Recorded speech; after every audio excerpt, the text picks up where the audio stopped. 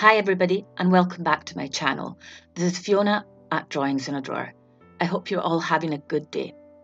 Today we're going to talk about underpaintings. What is an underpainting? Basically it's just a first layer, usually all in the same colour, that you lay down and let dry before you actually start the rest of the painting.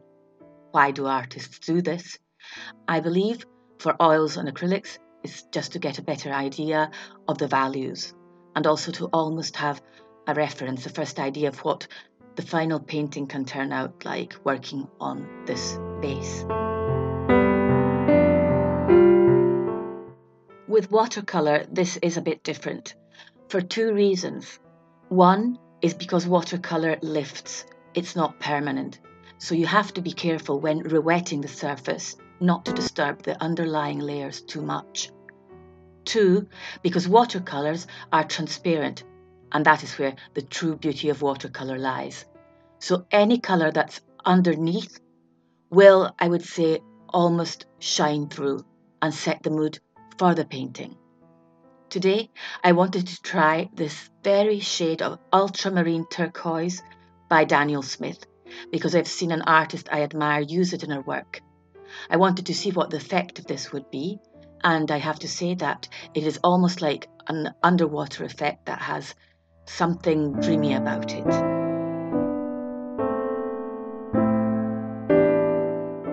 I feel no shame in telling you, this was my third attempt at using this method. Not the underpainting method, I use that quite often, but with this specific colour. As I mentioned earlier, watercolours reactivate when you wet them, so I was getting a kind of green look when I started adding my flesh tones, and I didn't like it at all, obviously.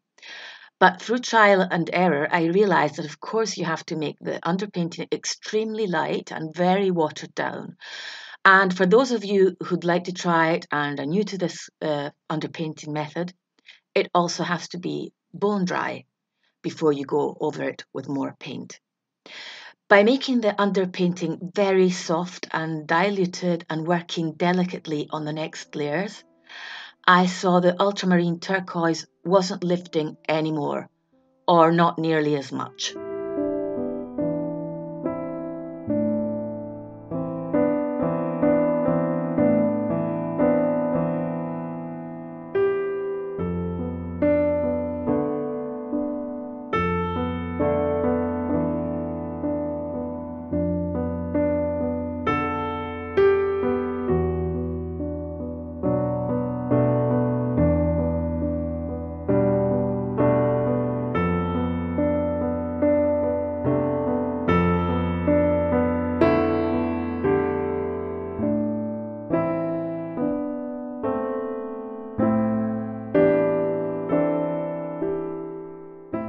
I found myself having to take a very long break after having filmed and started the voiceover for this video because of an overwhelming situation in my life, which has luckily been resolved now and yes, has to do with current events.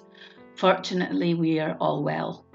And I just think it's been so long that I need to put this video out there, set it free in a way so that I can continue on my journey, which is a journey of life as well as of art.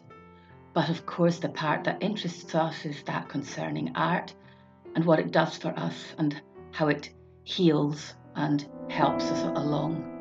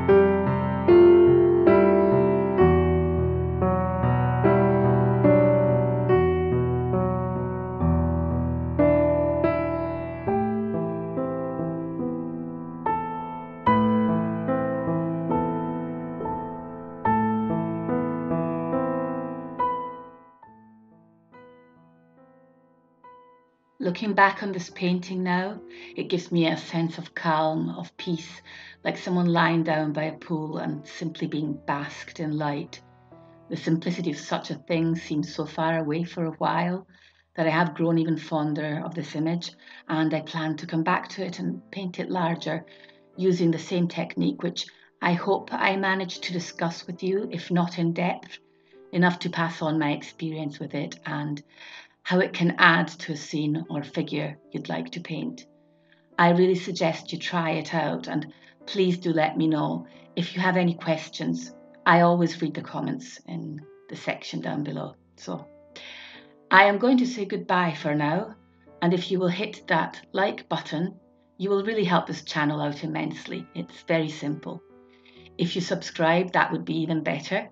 And don't forget that all of my work is basically on Instagram at the handle Drawings in a Drawer, like the name of this channel, but all in one word. So you can find it all on there. And thank you for joining me, and see you very, very soon. Love, Fiona.